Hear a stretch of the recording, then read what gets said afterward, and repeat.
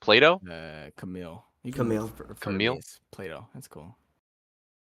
Or do you want Kamil? Kamil. Yeah, I can do Kamil. Kamil? Cool. Yep. All right.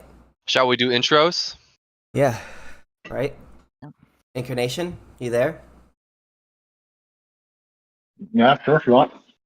All right. So, do you guys want to do like how do you want to do this? Just intros, and then Well, I don't know. If you want to do, we can do short intros, and then I don't know. Do you want to Open discussion? Do you want to do if you want to just go straight into open discussion, sure. But I think we should establish certain things so before we go into an open discussion, so that it doesn't turn into a shit fest. Mm-hmm. All right. What would you like to establish? I think there should be a reasonable expectation to, one, allow somebody to speak for a certain amount of time, and that, two, the other person, don't hog like the microphone, in the sense that you try to get your point across, but still be a little bit more concise, so that you're not monologuing and kind of hogging the mic. No problem. I agree with that wholeheartedly. You cool with that, Schizoid, everybody? Yeah, I'm cool. Kamil? Yeah, I'm cool. Okay. Anything else? Any other ground rules you guys want to set? That's it? No. Okay. Yeah. So I guess I'll start off the intro. All right. I believe anarcho-capitalism is a much more ethical worldview than social liberalism. Anarcho-capitalists are people who adopt the non-aggression principle as their main principle. The non-aggression principle is one does not have the right to initiate aggression. Aggression is contradictory actions. Social liberals believe that you are justified in initiating aggression based on majority vote. If another person is able to initiate force against you without your consent, that person has partial ownership over your body, making you partially their slave, making libertarianism the only anti-slavery ethic, because we believe in self-ownership, meaning no one has the right to tell you what you can or can't do with your body and or your private property, so long as you are not violating the property rights of another individual. No majority vote has the right to tell you what you can and can't do with your private property. Us libertarians take a hard stance against the state because it unconsensually violates the private property rights of the individuals under its system. At the end of the day, you are being forced to pay into a system even if you are not using the services that it is providing, making it, again, an unconsensual violation of private property rights. We also believe that you have the right to do with your body and put into your body whatever you want, so long as you are not violating another person's private property right. Meaning we support legalization of drugs, prostitution, gambling, and other things that you could do with your body, and selling your organs and stuff like that. Liberals do not recognize their body as being their own property, thus allowing other people to be able to use their body without their consent under certain circumstances. This is why I believe in libertarianism is much more of an ethical worldview than liberalism. Anarcho-capitalism and libertarianism is the only truly anti-slavery ethic. Thank you.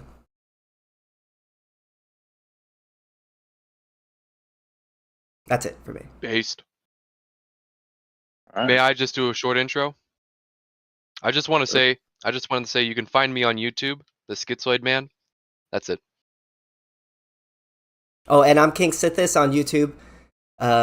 Yeah.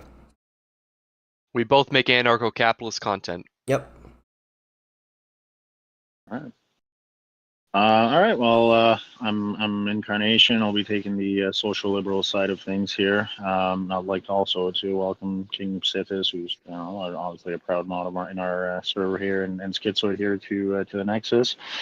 So in terms of social liberalism, and at the core, what it defines, especially under what I would call under a unifying document here, is one in where you can establish certain things, such as human rights, which would cover any grievances against slavery or any questions regarding human rights, or any questions regarding the ability of what you can and can't do, or what somebody can and can't do with you, from which you can then form common and civil laws to start dealing with your private property rights, any of these things. It's important through social liberalism, especially through a secular social liberalism, is it allows a structure of social and common law to deal with everyday grievances faced by everyday people through a unified structure such as a constitution. The constitution, like I said, would obviously have to be instilled at some point by the majority of the population. However, the majority of the population obviously does not vote for the constitution. That doesn't mean that it's unconsensual to be a part of the system by which the constitution has enabled. It's important, however, that these unifying documents have at the forefront of them certain things, such as social services, healthcare, access to services within the economy, as well as basic human rights, property rights, and everything else. I think by doing so, you'll have a system that is fairly self-sustaining and that can deal on its own with most of its issues, and then through a democracy, you can then vote in some new legislations or some laws that will be a little bit more particular to what the general population would want to do. Of course, these systems require a three-tier. They require a local municipal judiciary, and then a state judiciary, and then also a federal judiciary, to make sure that that every voice, at the very least, has some form of meaning, so that the farmer in the middle of nowhere doesn't have to go talk to the state governor to get approval to buy the land beside his. So yeah, I think if you look at that particular system, especially in the Western world, which is fairly similar systems here of constitutional federations or basically societies who work off a unifying doctrine here, have shown the most amount of prosperity, the most amount of quality of life, the most amount of success and general wealth. So I do think that social liberalism, as it stands, is the pathway to success. Of course, it requires a few tweaks, and in my opinion, it's but that we can expand on that a little bit further. Okay.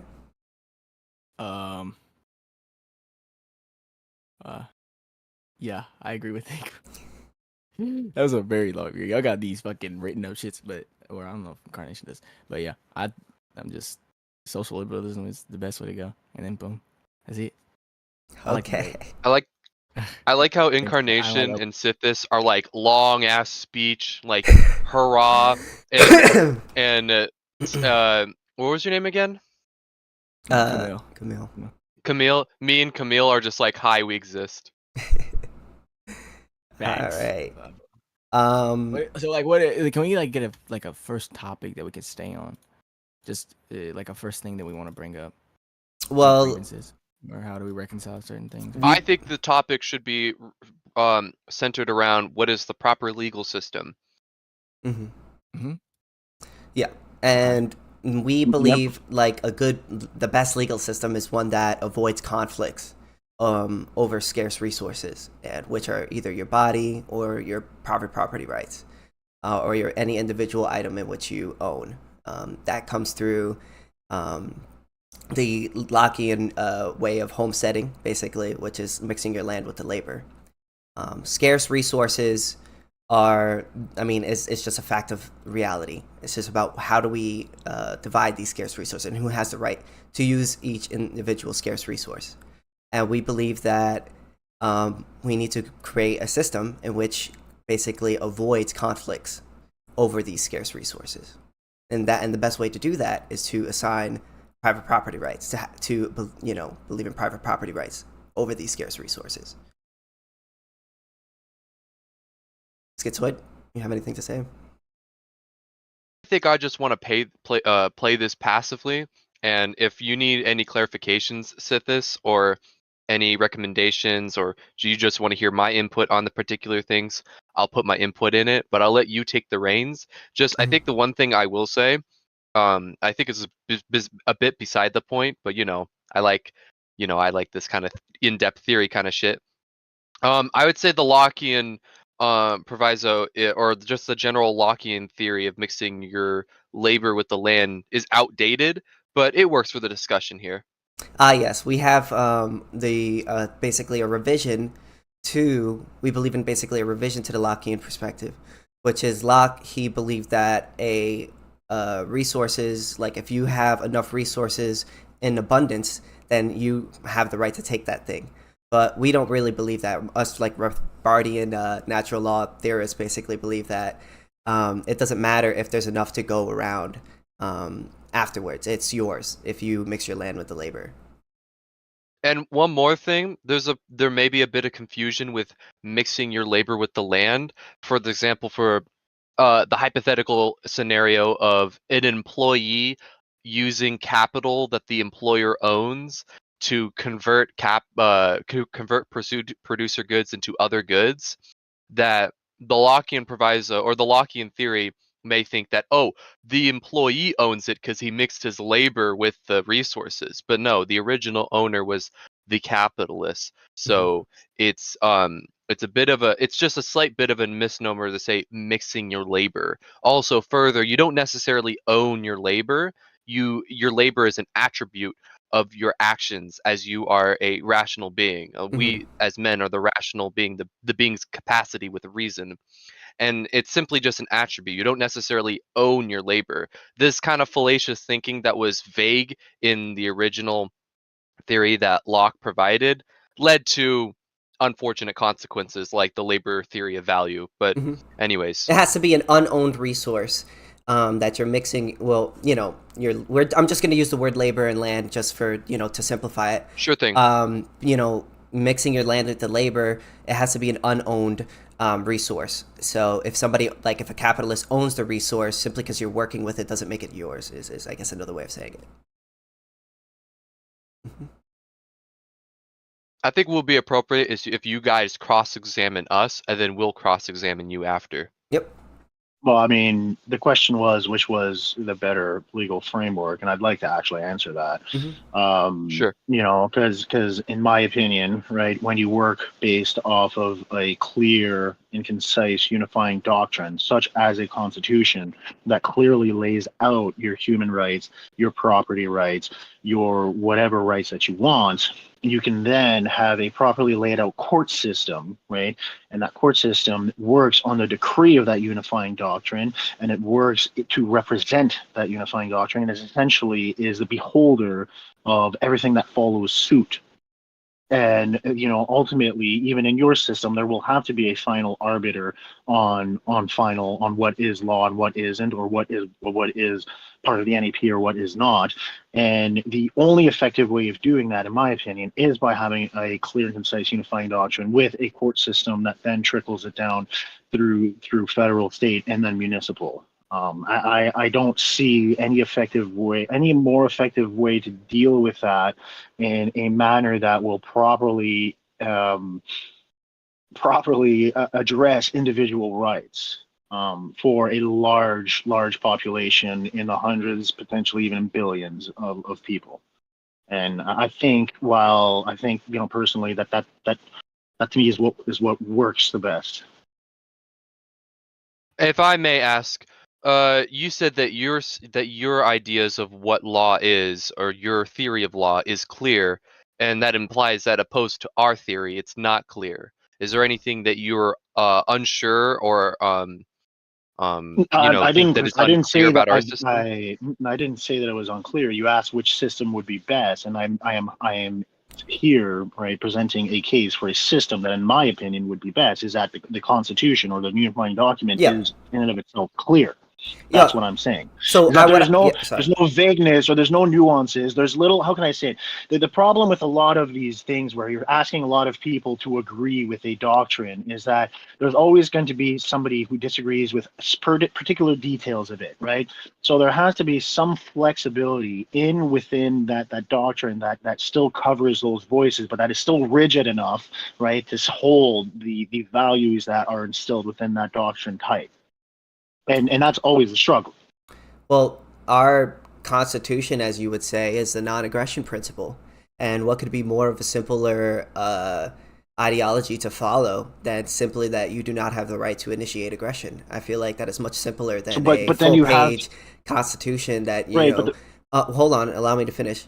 And this whole idea that we wouldn't have, anything backing it up, what would be backing it up would be the people who believe in the non-aggression principle.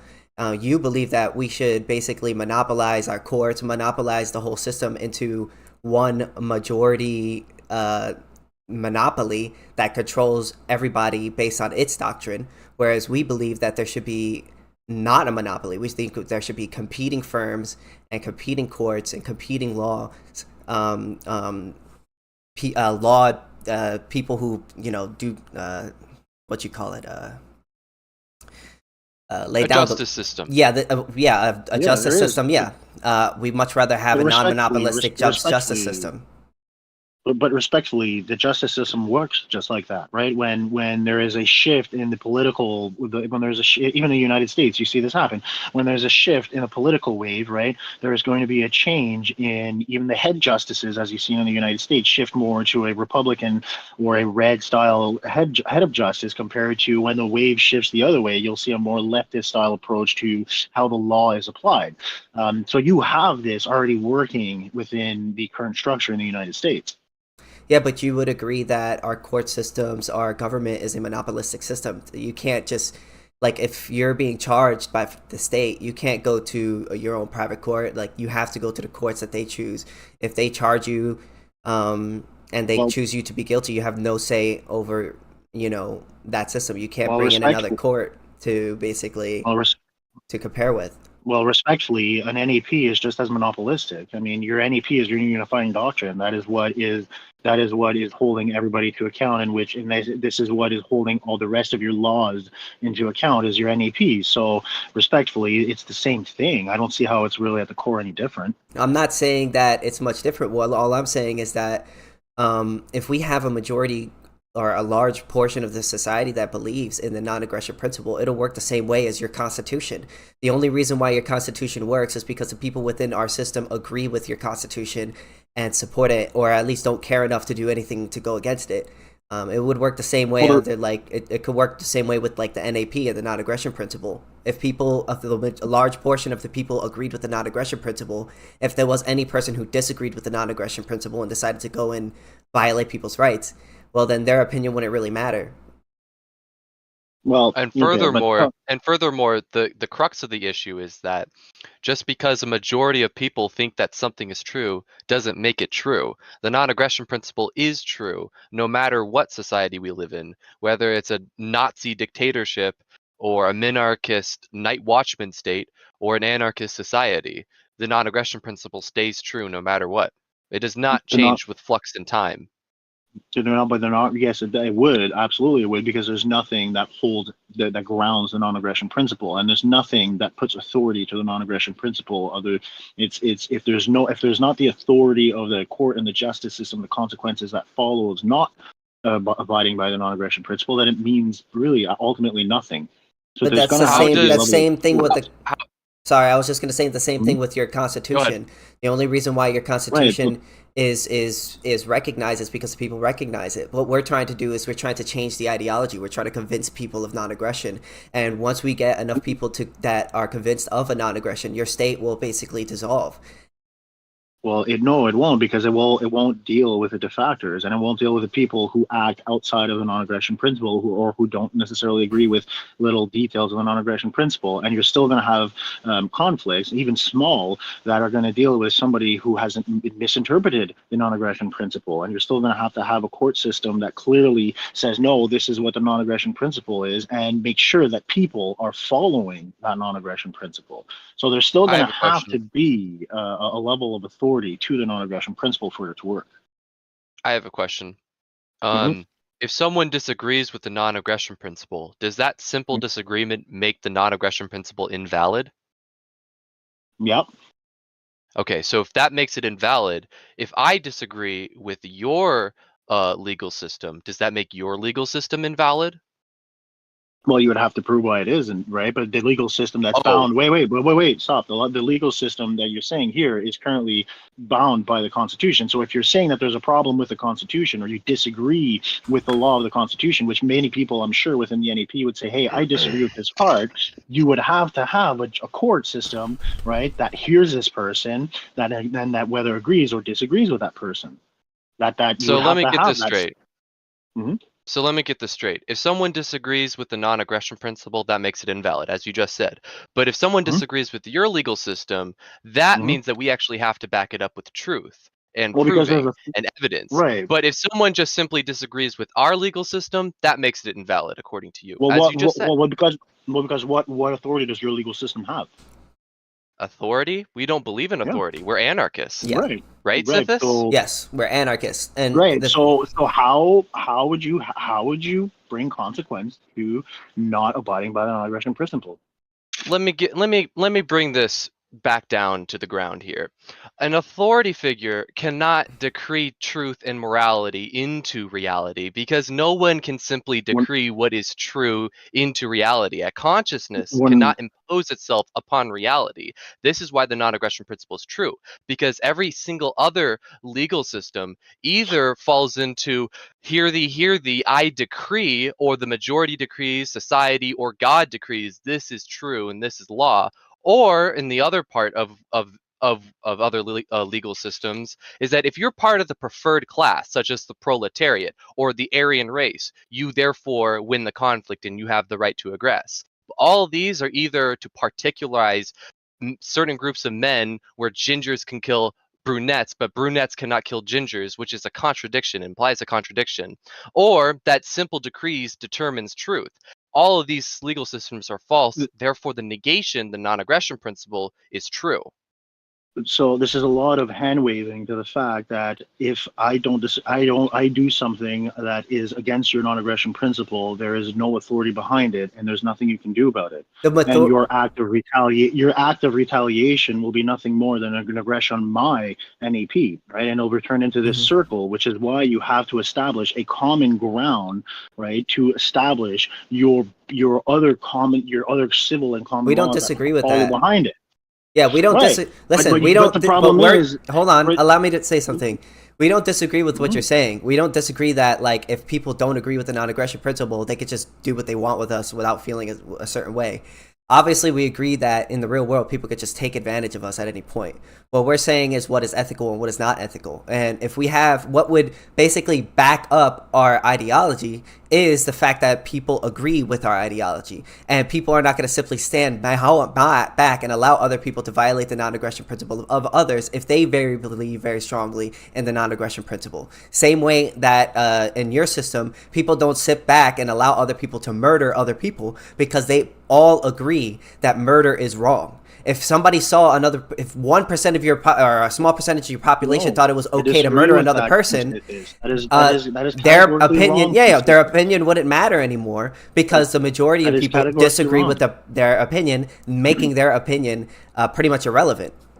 Right? Schizoid? That is categorically wrong. The majority of the population thinks murder is wrong, yet murder still happens. So it shows you that actually the majority of the population thinks murder is okay.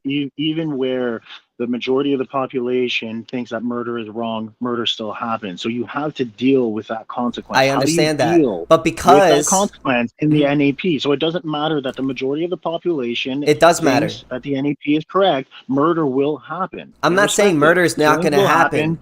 Conflicts will happen. I'm not saying conflicts won't happen. Find a way deal with conflict. We understand that, right? But the thing is, like your system, right? If people don't support murder, people just going around murdering random people, right? Then there will be enough people to stop that small majority of people who disagree with your the majory opinion. Same way with the non-aggression principle, we would have systems. Hold on, allow me to finish. Because we have.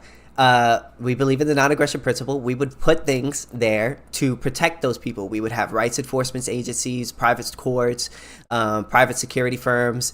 There would be city companies, companies that own a whole city that would basically have a subscription that would give all these things towards you. So we would have all those things that your Okay, so government you provides. It have- just wouldn't be Further- monopolistic. It just wouldn't be monopolistic. further- How can you call? Okay, sorry. How further- can you call and further yourself to an clarify- anarchist? How can you call yourself an anarchist when you just literally laid out a corporate state? You have just laid out a corporate state, and you're going to call yourself an anarchist? This is guys like this is How do you this is define kind the of a state? joke here. Yeah, how do you How do you define Because the define you're the state? like, state? I will have a How will corporate you city, a define the city state. state? Will and How will you I will define the have state? a company How will will you give out define the state? benefits.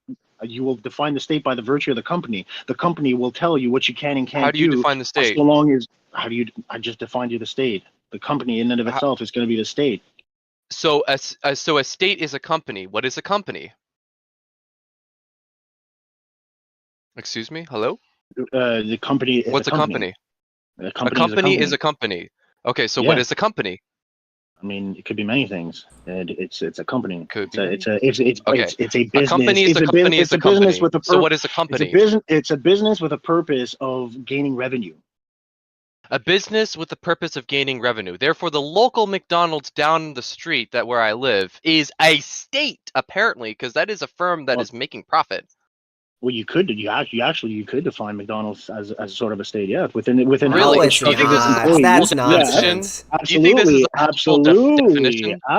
absolutely. Because McDonald's is going to work a structure under a contract that their employees have to follow a certain rules, certain code of conduct. Employees Yeah, don't have to absolutely. follow. You could. Yep, they don't have to work Absolutely. there if they don't Forcing like them. it. Yes, well, of course they don't have to. Just like you don't have to live in where you They live don't if you don't like it. follow. Yeah, but the problem is You don't have to McDonald's live there. owns the land in which those people are choosing to live to work on, right? Yeah. A corporate company owns the land in which the people choose to stay in there Yeah. and pay into that system. The government, we don't consider the government to be the just owners of the land. It didn't get its land through voluntary transaction or homesteading. Well, that's your opinion. True. It's not an opinion. It's just a fact. That's Let me your ask opinion. you this, Incarnation. If a robber were to come in and invade my house and were Mhm. try to take everything that I had in my house, would you follow up and say, "Oh, why don't you just leave your house? There's a robber here, but if you don't like the robber, just get out and leave from the house." Absolutely. There's a No, problem here. I 'Cause wouldn't. I own, wouldn't if, say that. if I own my house, like the real house, like this is outside the analogy now. If I owned my house, the state doesn't own my house. Therefore, if I decide to not pay taxes, like I have the right, it is my money, it is my house, it would therefore be wrong for the state to come in and kick down my door and take my money. They are no different from the robber. The only Yes. difference really is just a superstition of authority that people believe that there's something different from them because reality and morality is decreed by politicians. It's That's all the legalized. difference. It's legalized theft. I'm talking about law here. I'm not talking about morality. Mysticized So theft. I'm talking about law. What do I'm you mean you're not talking morality. about morality? We just agreed to an ethical debate. Yeah, but the laws are separate from morality. How laws are administered and no how the jury laws how the jury system is administered is completely different than morality because morality is completely subjective, and you're trying to have a agreed. justice system that is objective. So I'm not gonna agreed. conflate morality with Hold on, law Skids. and justice. I'm not gonna do that. You agreed to an ethical unethical. debate. You agreed to an ethical debate, okay? And the non-aggression principle is an ethical and legal position. But you don't have an ethical position because you want to separate law from ethics. How can you even define what law is? Well, no, ethics would have a framework, so you would have to apply your ethics to a particular framework. So if you're talking about law, then you would have to see what how the framework of the law is administered in order to apply your ethics to the law, right? And if you're talking about ethics in terms of a morality state, then we're talking about a completely different conversation. So it's important to apply ethics to the particular conversation which you're having. Hold on, let me define something real I mean, quick. law I wanna- is a subset of ethics. Yeah, I want to differentiate a company from a state. A state is a non-voluntary, well, it's basically a criminal organization that basically claims a land and then violently forces the people within that system in order to pay into that system. A company. I have a written down definition. A company, also. yeah, you could say that after I'm finished with this. A company Sure. is a person that gets their land through voluntary transaction or homesteading and uses that land in order to basically make a profit or their private property in order to make profit. That's the whole reason why they start the company. That's the difference between, say, That's a your company and a definition. state. It's But one is consensual. The fundamental I'm gonna difference. let, Hold on. The fundamental difference between a Kamil company come in, though. and a state is that it's one is consensual, completely consensual, and the other one is completely unconsensual. Okay, just to get to your definition, because I don't really like to argue this part. I like to argue the ethics part because I want to know how the NAP is a natural right, I guess. But I do want to hear about your state differences between your company and your state. You're saying that the state takes land involuntarily. In what sense? Like, what do you mean by that? Well, do you believe that the state got its land through voluntary transaction? You said what? It literally says it in the Fifth Amendment. Well, do you believe that the state got its land through voluntary transaction? No. Okay, so if you don't get your land through voluntary transaction, we would not consider that to be a legitimate claim to ownership of that thing. So they're a criminal organization that is forcing upon us a tax that we have to pay simply because they declare the land to be theirs. Okay, they declared the land to be theirs. Mm-hmm. Okay. There's only. This is from the Indians, right? This is we're talking about like Native Americans, right? How from the Indians, our country from was the created people and who were living here before, Okay, but the people who So how homesteaded their does land. anybody The in this American does colonists. anybody Mhm. in this system actually own anything then? If you buy a piece of property from another willing participant, you own that land. That land belongs to you. Well, the willing participant got their land involuntarily. It would depend on if you could. The thing is, if you have proof that a person took their land involuntarily, you would have to give that proof.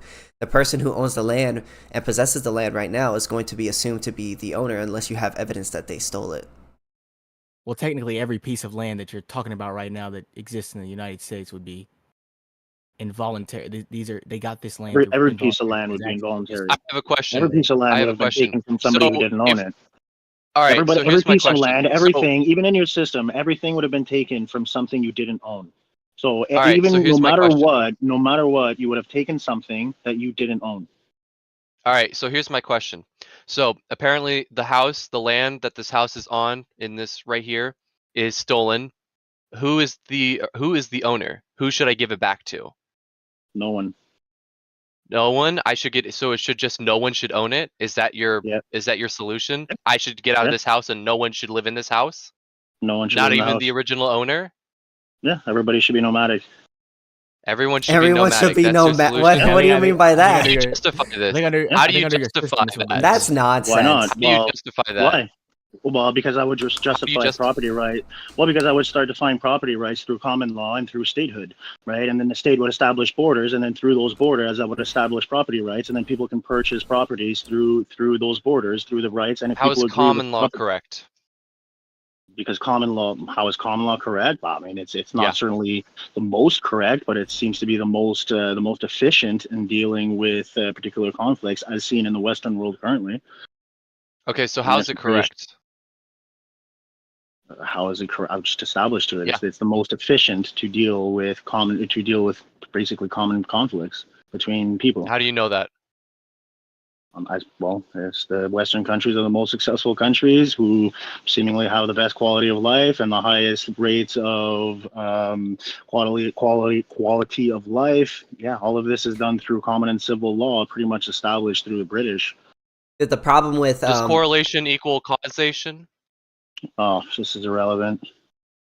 How is it irrelevant? You made a correlation. I'm asking for a causation. I'm not making a correlation at all. I'm making. You made a correlation. You said- no, not you at all. said- I'm making You said consequential common evidence. law because I'm making quantifiable evidence. I've brought quantifiable evidence. you made a correlation. That common and civil law is the most efficient way to deal with conflicts among a large populace. I How do you know completely that? disagree with that. And the reason why is because when you have collective ownership, you cannot solve for conflicts within the people who all own that one individual resource. Scarce resources can only be used by individuals. If you have multiple individuals owning the same resource, the person who is able to control that thing without the consent of the other person is the one who truly owns it. all the wealthiest entities in this world today are all done through collective ownership. So I'm not quite sure what you're talking about. Yeah, but what I'm saying is that your collective ownership doesn't solve for conflicts within the people who are collectively owning that thing. So, for instance, yeah, they do. They do it through a board of governors. They do it through representatives. It's going to have to be done arbitrarily by So- people, by third parties, basically enforcing their will upon you. No, it's done by appointed or voted upon people who are elected to. That's board of literally governors what I to just make said. decisions. Yeah, a third party individual not- who is putting their It's who is not a third party. It's an owner of the company. The person. No. Listen to me. Okay, let me dumb it down for you. Let's say there's a stick, right? Let's say we have a stick, and we both collectively own this stick, right? Me and you own this stick together. Yeah. Am I allowed to stop you from using that without your consent? Without my consent. Yeah. What? Like, We can I both stop have you from using consent. that thing? We both have consent over the stick. Yeah, can we both use that stick at the same time? Kill Not at him. the same time. Huh? Hmm? Can you both use that stick at the same time? No. Okay, so then if both of you guys want to do two separate things with that stick, or two different things, one of you guys are gonna have to win out in that situation, right? Not necessarily. Why not? I could prevent you from doing what you want with it and force a sale of the stick. Yeah, so then to you another win out in party. the situation then. Not really. We both lose because I Yeah, would well, want to use the stick for something else. I would want to use the stick for something else. You want to use the stick for something else. We both disagree on it, seeing as we both can't come to Yeah, an so agreement. who we have gets to sell be the stick. one that uses the stick, me or you? Neither one of us, because we sell the stick. So then That negates collective property rights. If Yeah. the third person owns the stick, and neither you nor Sithis own the stick, that doesn't imply that you or Sithis own the stick. It implies that the third person owns the stick. We've both had to sell our ownership of the stick. He to didn't. somebody What else. if he doesn't want to sell it? Yep. What if only you want to sell it? then Because who gets the I right can to use prevent him it? from using it? Then I will prevent him from using it. for So when he then you wants to. own the Then stick. you would own the If- stick. Yeah, so then you own the stick. Well, unless he wants to sell it. So then you own the stick? So you don't believe I in can't use collective the stick honor for anything property. else. But I can't use the stick for anything else, though. You can prevent. So me from you don't using the believe in stick. collective No, property. I can't. You I understand? can't use the stick for anything else. Yeah, so if I want to use the stick for something else, you would obviously prevent me, and I can't do anything with the stick. So either if you want to sell it, then the stick does nothing, and we neither of us do anything with That's it. but we still own irrelevant. it. Listen, Yeah. you want to sell the stick. I don't Not want to sell the irrelevant. stick. You want to sell the stick. I don't want to sell the stick. Who gets the right? Who gets to win out in that conflict? Neither of us, and the stick does nothing. It stays there. So who gets the right to tell us that? What do you mean? We both own Who's it. enforcing that? Each other. Each other. But what if we disagree? Well, then what are you going to do? Are you going to take it by force, or are you going to leave the stick there and figure No, it out that's afterwards? the exact issue. Collective property rights Right. don't solve for conflicts within people. Who, Yeah, they do. There's no, they there's don't. no conflict. You don't have Leave the you stick don't have there. a solution to this conflict. So who wins within the Why not? conflict? Nobody. Okay, so then again, you're agreeing that collective ownership doesn't solve for conflicts within the people who both own it. But again, there's no It's conflict to be had. We both own it. It If you doesn't both matter. own it, so you're saying if two people both own the same thing, they'll never disagree over how it could be used? Of course, they can disagree. Of course. So when they disagree, who gets to use it? It depends on the nature of the disagreement and the context of whatever disagreement is. Who gets to make that decision? Both parties, whenever they decide what happens. Okay, but what if they disagree? What about they disagree? It's when they this disagree. guy should own it. Okay, then they disagree. They can either sell it or do nothing with it. Yeah, but what if one person wants to They sell it probably and the should other have it. person doesn't want to sell it? Who gets the right Then to? they do. Then they do nothing. Then nothing happens. So then they both don't own it. Who gets to force them not to do anything with it? They both own it. They both Listen to still own me. it until You the want to other do one. something with the stick, and I don't want you to do something with the stick. Who gets to use Yeah. it? Who has the right to it? We both have the right to it. How? If you want to use it, we can't both use it at the same time, right? Right. So we have to come to an agreement as both owners. Okay, but we what can't if you don't come to an agreement? Hey guys, Then hey you guys, I either think we're sell getting in a it- bit of a circle. Yeah, I don't think Getting you're in a bit of a understanding. circle. It's a pretty basic concept here. It's I mean, not a it's pretty basic concept. You're not understanding. So we'll move on. Collective Camille, what do you property think? rights. Kamil, what do you think? Go back. No, go ahead. Let's sit this finish up. All I was saying is that collective property rights can't solve for conflicts within the people who both own that thing. If I want to use that thing, if I want to sell that thing, and you don't want me to sell that thing, there is no automatic winner, just winner within that conflict because we both own that thing. So all I'm asking you is force the sale. You can force the sale, and also who would force the sale? I can find another owner. I can also find another owner. Okay, so who would force the sale? What I can also do as myself, right, as co-owner of the stick, right, another option for me personally as an individual, right, because I have individual rights as well, is I can sell my portion of the stick to somebody else. Listen to me. We're not talking about owning a portion of a stick. We're talking about two people who own the same stick. So I can sell my half of the stick to somebody else. No. You would break the stick. You would break the stick. Assuming that Okay, that like the stick is an intact unit. Okay, how about this? There's an iPhone. What if stick doesn't want the stick to be broken? Yeah. What if I don't want you to break the stick? Yeah. What if I don't want you to break the stick? Then who wins? Who should win? Well, I guess I win then. You get to win? Then you're the owner. So then you're the owner. I guess I win, but I wouldn't do that. So you don't believe in collective property rights? What's that? Huh? What's part of me? You say so you don't believe in collective property rights? Well, no, because in this case, the value of the stick really doesn't necessarily matter. So in the context of the conversation, it's not about the value. We're not talking about the value of the stick. We're talking about who has the right to use the stick. Who has the right to use the stick? And I will break. Okay, so then you have the right to use the stick. I will take my half of the value of the stick. No. Half of the value of the stick. No, we're not talking about taking half of the value of the stick. Who has the right to break the stick? That's what I'm taking. You're choosing to break the stick. Despite I don't want you to break the stick. I'm not taking the stick. I'm taking my half of the stick. I don't want you to break the stick. For value. What if I don't want you to break the stick? What if I don't want you to sell it? Then buy my portion of the stick. So then you own it. No, I don't own it. Then you'll own the whole stick. So buy my portion of the stick. I don't think you're understanding what we're trying to say. You're not solving for the conflict. Well, how am I? I've solved the conflict by you buying the stick. So then you have the right. So then you have the right to the stick, and I don't have the right to the stick. No, I have the. Why? You would have your own stick. Icebreaking question. I have an icebreaking question. To break this violent loop, I have an icebreaking question. Incarnation, finish your thought, but I have a question. Go ahead. To me, it's really simple. You have co-ownership of something. If you have many different options. If, let's say, you have a disagreement, you can either both sell the entity as it is, or you can sell your stake of the entity to somebody else, or you can buy my stake of the entity. Like, I don't see really how complicated it is. It's not that complicated. It's just basic stuff. Let's make this basic. What's your definition of ownership? A social contract between two people who agree on the ownership of it.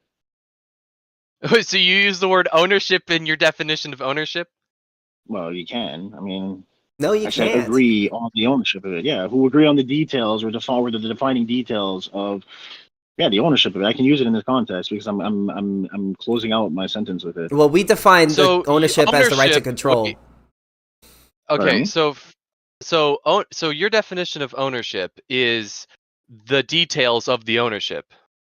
It's well, I put it in simple. I mean, it's essentially a social contract between two people who come into an agreement in accordance to the details of who has the rightful ownership of it. Yeah, I'm just going to define it like that. I can define it like that. What if me and Sithis agree to own a square circle? What if me and Sithis agree to own a square circle?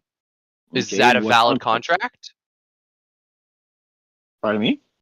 Is that a valid contract? In which context? Yeah, if you both decide, if you're both together and you decide like, hey, we're both making a circle together, and you define the details of who owns which portion of it. A square circle.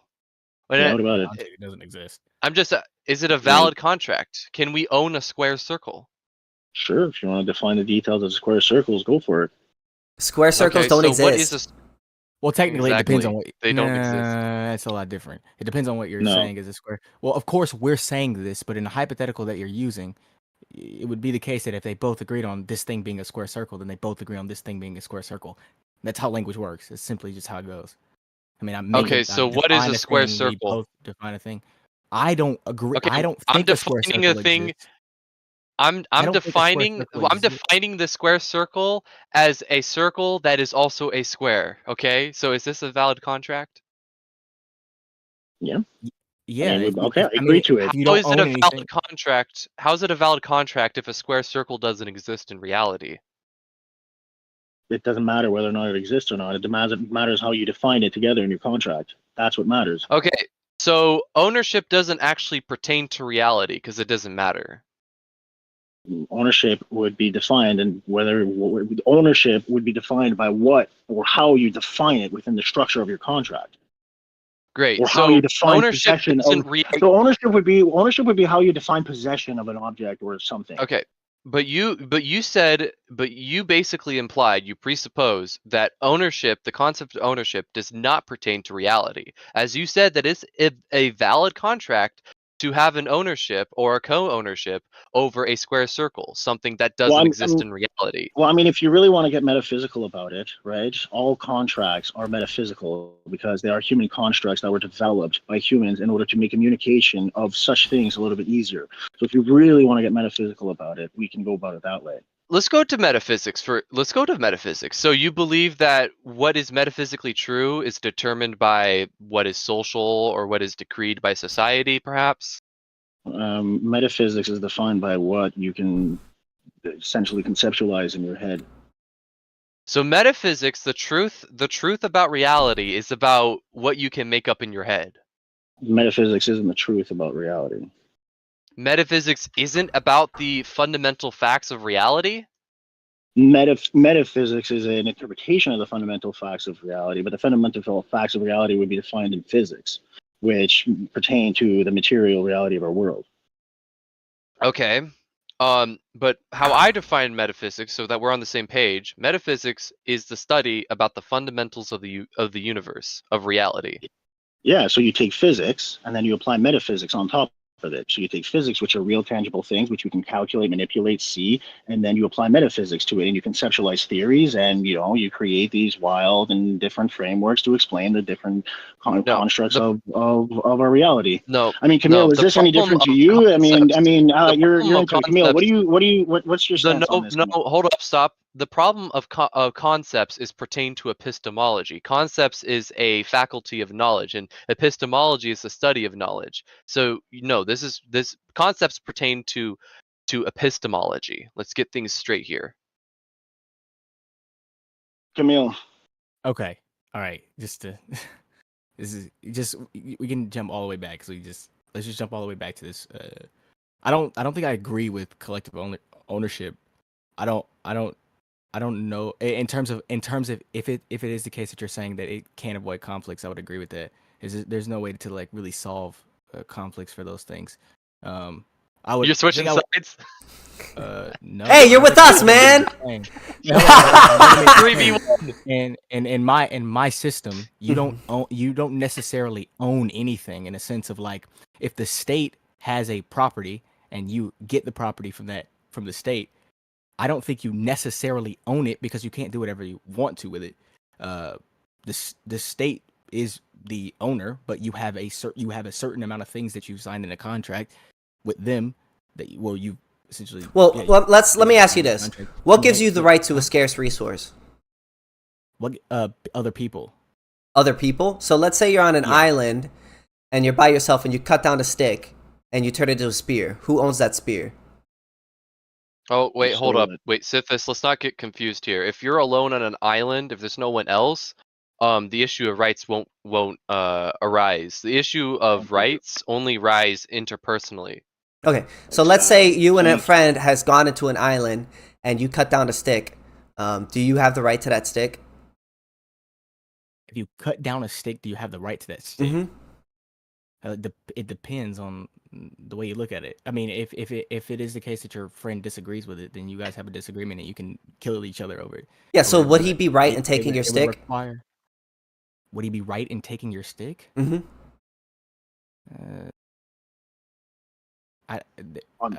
Unless you agree. Yeah, unless he agrees that you own it, yes, because you stole that stick to begin with, because you did not own it previous to you having it. Kamil? I don't like. is it right for you to take his stick? Yeah, that because he this is just ethics. grabbed off the tree? Like, Well, do you think he no, has the I mean, right I to don't take that know. stick from that other person? Yeah, Yeah? like a right. I don't think he has a right, but like, what do you mean by No, I mean, right? like, Like, you is he can. right to do that? I'm sorry. I should say, There is he is right no, to do no, that? no, no. What I'm saying is that there is no normative statement. There's no Do you believe moral he's right in righteous or taking that wrongness stick? here. Yes or no? I don't think they're right or wrong in Can that we situation. clarify what a right is? Hmm. I can clarify what a right is. So the anarcho-capitalist position is that a right is the action in a conflict. Let me back up. Let me define what a conflict is. So resources are scarce. When humans employ action, what we call human action, which is the employment of means towards desired ends, such as me eating food towards the desired end of alleviating hunger. I'm using food as a scarce resource towards my desired end. In a conflict is when two people have a dispute over how a certain scarce means should be used. For example, such as I can't wear a watch on my wrist and that same watch being worn on Sithis' wrist at the same time. If we have a dispute over who has the right to use the resource in the conflict, that is what the issue of law deals with. Now, what is a right? A right is the action in a conflict that ought not be excluded from being employed. Or in simpler terms, a right is an action that ought not be impeded. Yes. So if you have two people on an island and one of them mixes their land with their labor, and created a stick, the only way in which that property right can be violated is if another person initiates aggression against that other person. Our question to you is: does that person have the right to initiate aggression against that other person, or initiate force against that other person?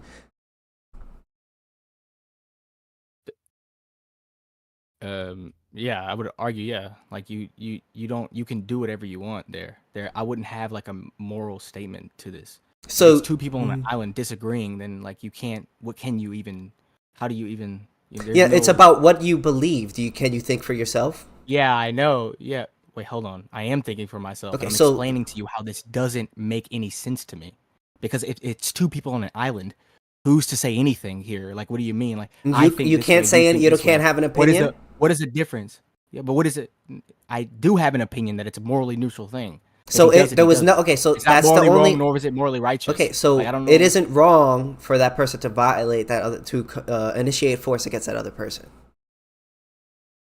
No, I wouldn't say it's wrong or it's Okay, it's a so right when thing is to it do either. wrong to initiate I have a force? question. Yeah, go ahead. Whenever there's a If I collective may, agreement Sithis, on it. I have a more clarifying question. Is there in any way that a certain condition that you may add? You can add any condition you want, such as a constitution or whatever. Is there any condition you would add that would make a determination on who owns the stick? I ate a A single grain binding of rice. contract. Well, it would be like even if it was a constitution, it would be like the binding contract between the two individuals saying, "This is what you own, this is what I own." But it would have to be an agreement on those two things. Hmm. Okay, but And then now you remember own it. in law we're dealing necessarily with disagreements, like because the two people are not. If we were talking about two people who were agreeing, then the issue of rights would not show up. But the issue of rights show up when there is a conflict, aka a dispute over scarce means. So I'm just asking, is there any sort of condition, like if only these two people were in New York City instead of alone on an island, then I could make a determination on who has the right to the stick. If it was in New York City, it would just be adding more individuals, and then those individuals creating some type of system around themselves, like the So Constitution. That's what it would be. rights. So according to you, if I'm just getting this correct, rights come from other individuals, like perhaps maybe Yes, society determines what rights yes. are. Society Okay. determines what rights are. Yes, All right. So how does a society determine what rights are? by agreeing on a definition of rights. Okay. So a society comes up with their definition of rights. Mm-hmm. Okay. And then that somehow makes the right. So, how does a simple decree by a bunch of people that we call society make truth?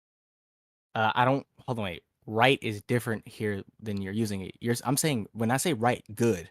I don't know about necessarily truth.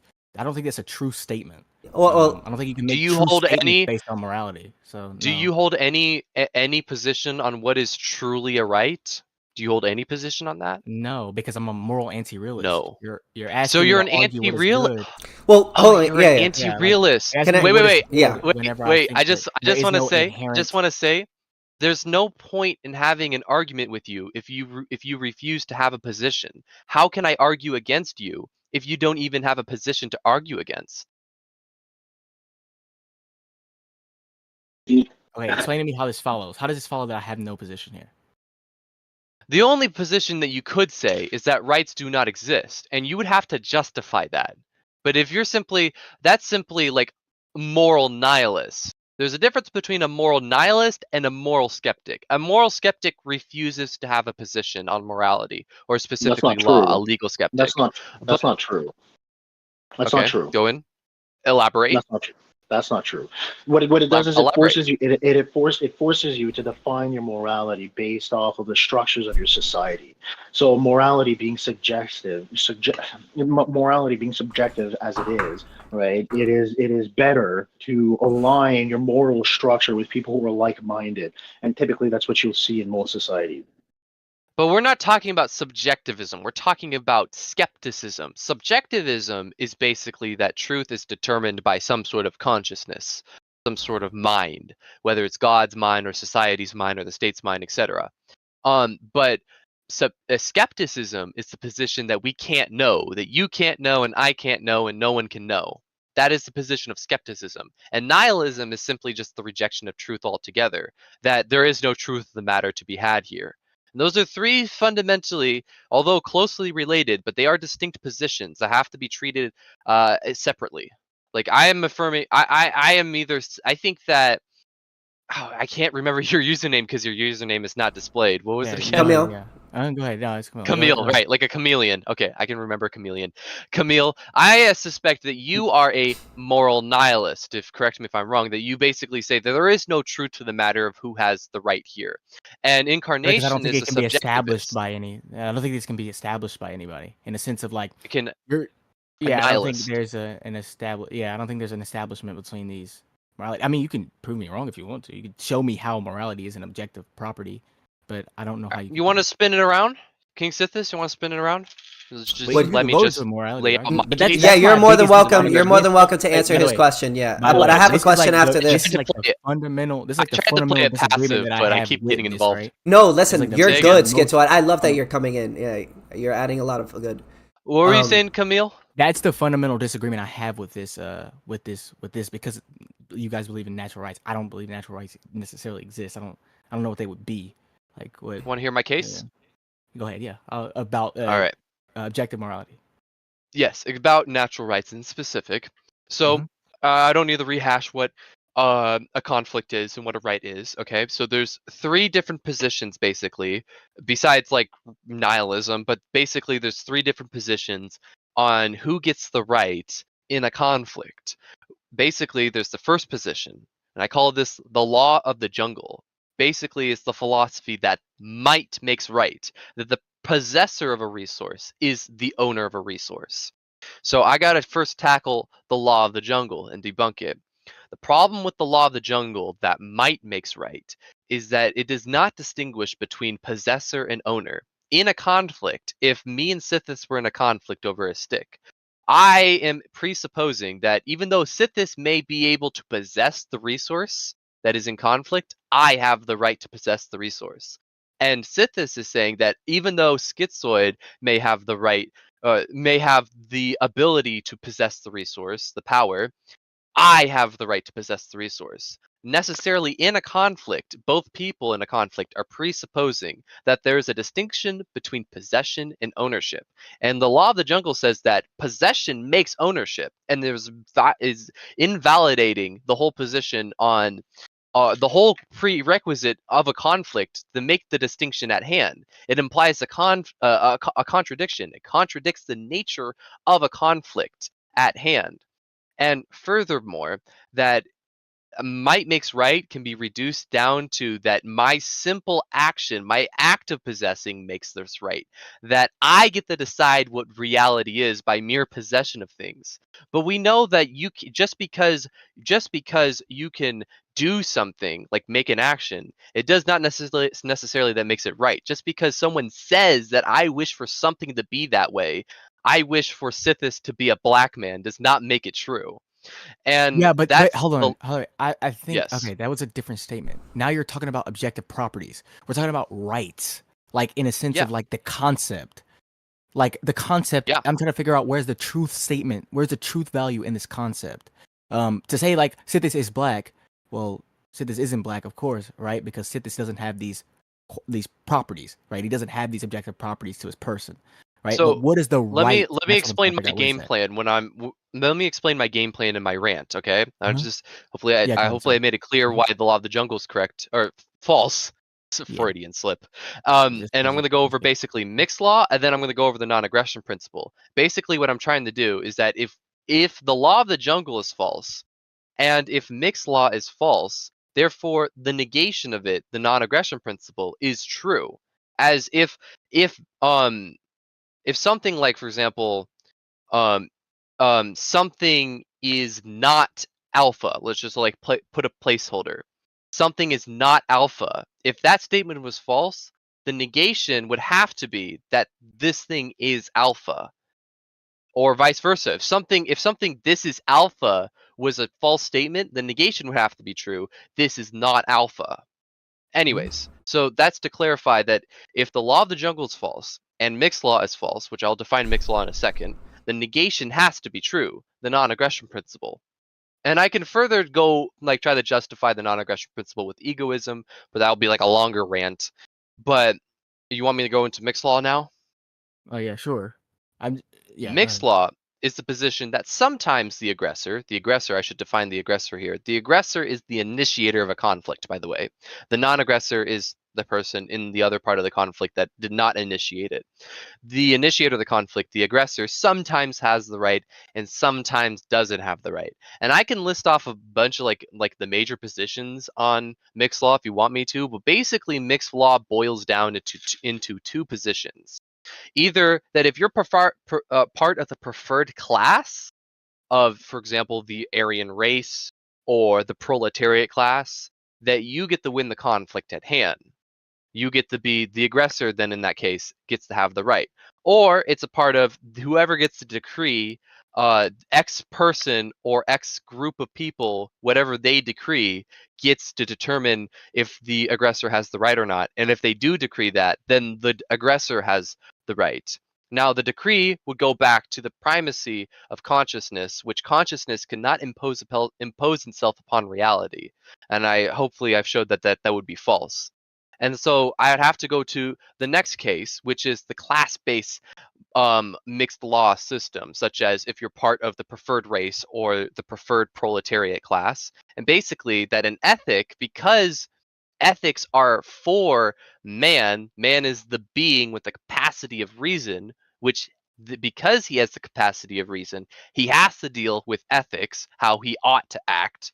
And to prescribe an ethic that is interpersonal, such as law, needs to be universalizable to all men, since all men are metaphysically equal in the sense that every man has the capacity of reason. And to particularize an ethic to certain rational men and to not of other rational men, such as gingers can kill blondes, but blondes cannot kill gingers, is to say that some rational men are not rational men. But that is to say that some rational men are rational and not rational at the same time, which implies a contradiction. So there goes mixed law. The negation, the non-aggression principle, has to be true. And I can, if you want me to go even further, I can go into egoism Yeah. if you need me Hold on. to. Sorry. Hold on. So what do you mean by rational? Rational. Reason is the faculty to grasp reality through the conceptual level. So basically, there's three different levels that an organism can operate on. It's basically the sensual level, which is basically like an amoeba or a single cell organism, basically just the sensation that existence exists. That's not, but the next step up would be the animals, like the more multicellular organisms, such as a deer or a cat. My cat left the room, or a cat. They operate on the perceptual level. Percepts are basically the way that they grasp existence is that they can see that there are certain things that exist, not just that existence exists, but certain things that we call entities in epistemology. Certain things exist as opposed to this separate other entity. On the conceptual level, that's where humans are. They have the power to abstract. They can see similarities. They could see certain entities that share a common denominator, something similar to them, that is what we call their essence, that they get to share, such as all flags have this sense of flagness. That's a flag right there, as opposed to a sock. A sock and a flag, these are concepts that we form so that we can differentiate them. And because we can formulate concepts, we can formulate and we can abstract. With the point of concepts is that we can take something that is concrete, like that entity right there, this entity, and then we can abstract away from it and find out that it is a flag. It's not just something, it is a flag. We can abstract. We have the ability to appraise the future. We have the ability to figure out and predict the future. The animals on the perceptual level can't quite do that. Us on the conceptual level, we can do that, which gives us the power to face alternatives. Now, this goes into the science of praxeology, which goes back to human action. Praxeology, hell yeah! I love anarcho-capitalism. Yes. Anyways, praxeology is the science of human action. Human action is purposeful behavior, the employment of scarce means towards desired ends. The reason that we have this ability to have purposeful behavior, to employ scarce means towards desired ends that we choose, is because we can ascertain, we can appraise the future through the conceptual level. We can predict the future. We can see that there are certain alternatives that we have to face. Animals on the perceptual level, they operate off of instinct. They are automatic. And therefore, they don't have to deal with ethics. They don't have to deal with how they ought to act because how they act is automatic. Humans do not act automatically. We have free will. We have to choose how to act. That is within our choice. I can go out and stab somebody. That is within my free will. I can go out and buy an ice cream. I can shut off this computer and go to bed. It's all within my reach. Nothing is on the human action level. Nothing is automatic. It's all by choice. And because we have this faculty of choice, human action, we have to figure out what is the correct action. How do we ought to live? Should we live happy? Should we live for others? Is there any way to say what is true or not true and how we ought to act? These are the questions that we have to grasp. It's called ethics, how we ought to act. Why am I talking about? I lost the plot. Yeah, wait, hold on. Okay, that was really good. Okay, hold on. Let's just keep it here. All right. So you're saying that because we have the ability to make a choice, we now have to explain, or we now have to figure out what choices should we ought make, right? Because nothing. You presuppose that in action. Every action that you take, you presuppose that you ought to take it. Because if you didn't presuppose that you ought to take it, then you wouldn't have acted. Mm-hmm. You act to have done that. Yeah, you act because you. And it said I should have done that. You act because you're in You believe. Yeah, I was just gonna say that you act because you are in a certain level of discomfort and you want to alleviate that discomfort. So all actions are purposeful. Our actions are all purposeful. I agree. Yeah. I would agree with so that. Because of that, you could hold people responsible for their actions and for what they do because they choose the things in which the actions in which they employ. Animals, you can't really do that because an animal doesn't understand the ramifications of the things in which it does the same way as a human can. An animal operates automatically, specifically. Okay, hold on. Okay, look, I love this topic. It's my favorite topic. I don't know if I want to do this. Because I'm in an intro to philosophy course, and I know exactly what argument we're making here. This is it. But I don't know if I want to get into like a hard determinism argument while we're talking about anarcho-capitalism. I don't know if I would do this. No, it's actually If you're cool important with doing because that, if you then believe in determinism, then you cut the root off of ethics. moral Ethics deals responsibility with in how we general, ought to right? act. But if we act automatically, then the issue of ethics do not apply. So if you're a determinist, we need to fix that. Okay. You think that with determinism, there is no ought to act a certain way. Yeah. Which is ethics. Which is okay. I would agree. Hence why hence why I'm like a moral anti-realist in a sense, because it doesn't. None of these things seem to be. There's no objective. You said you need to, for ethics, you need to make an action that is that you ought do, that is universal to all men.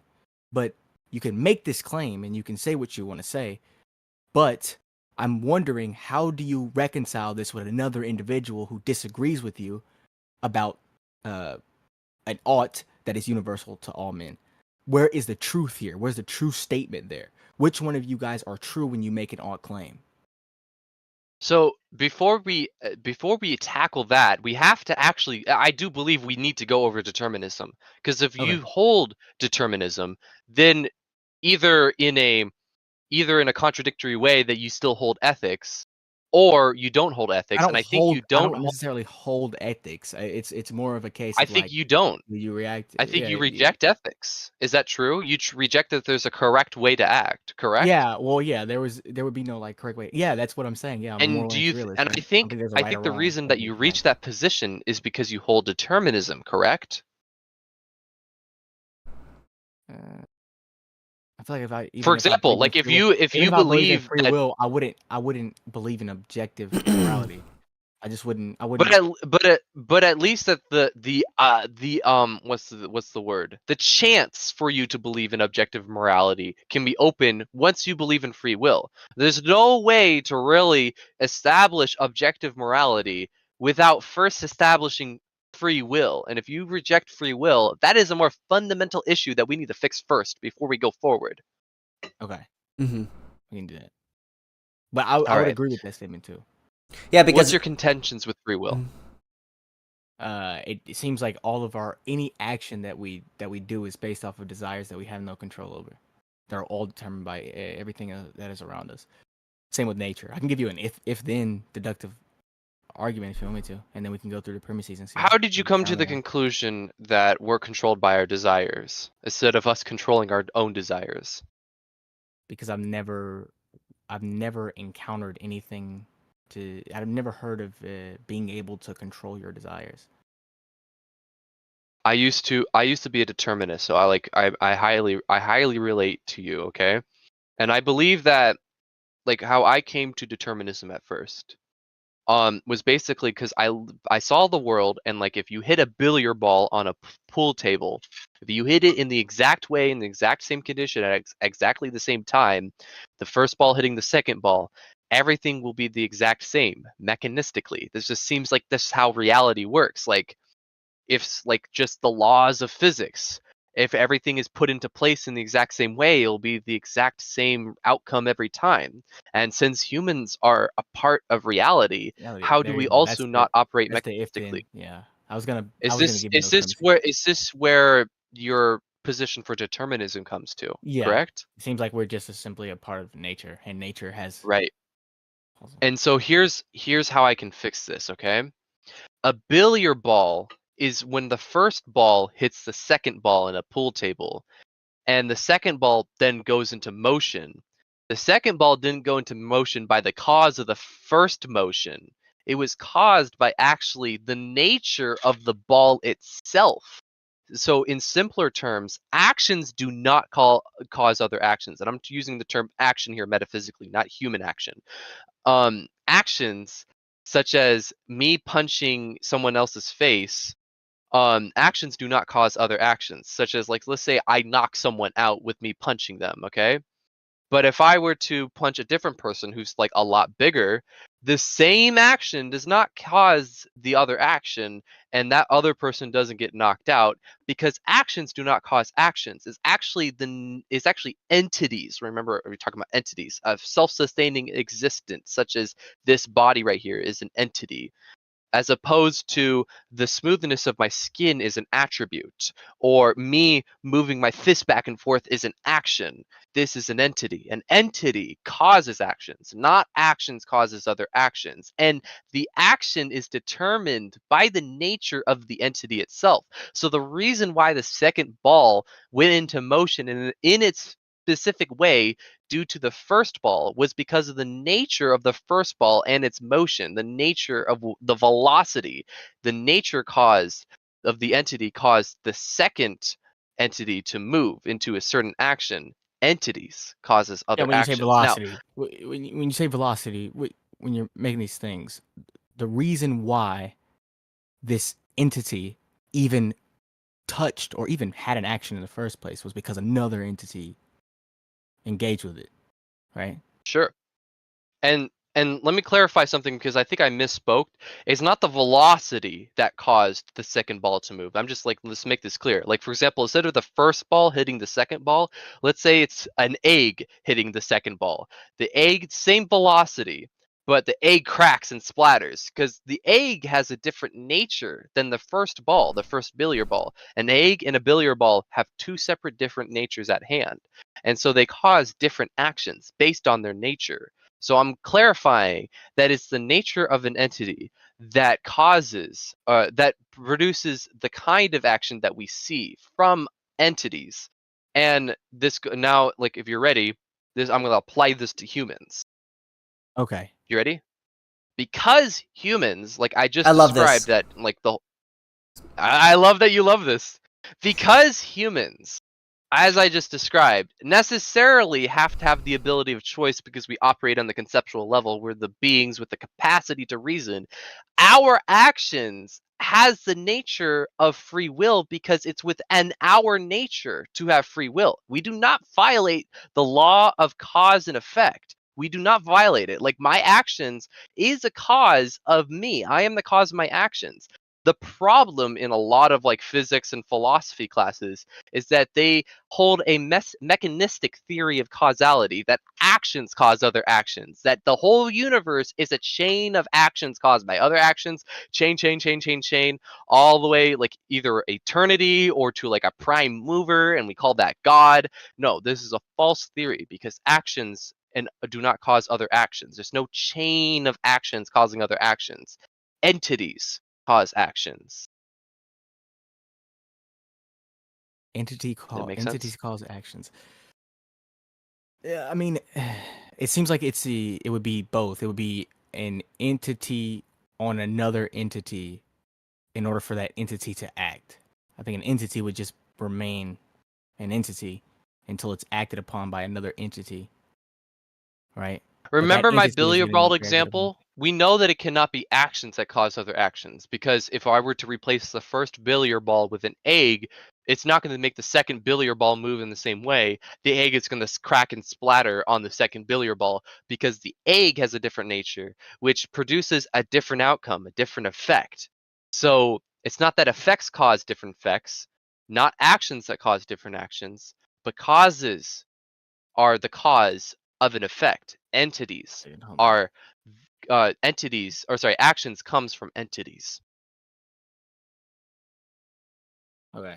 I've never heard this before, so you got to let me think. I know. Okay, And the reason why you've never heard of this before is because this is a specifically objective, this is the philosophy of objectivism. This is a specifically an objectivist development.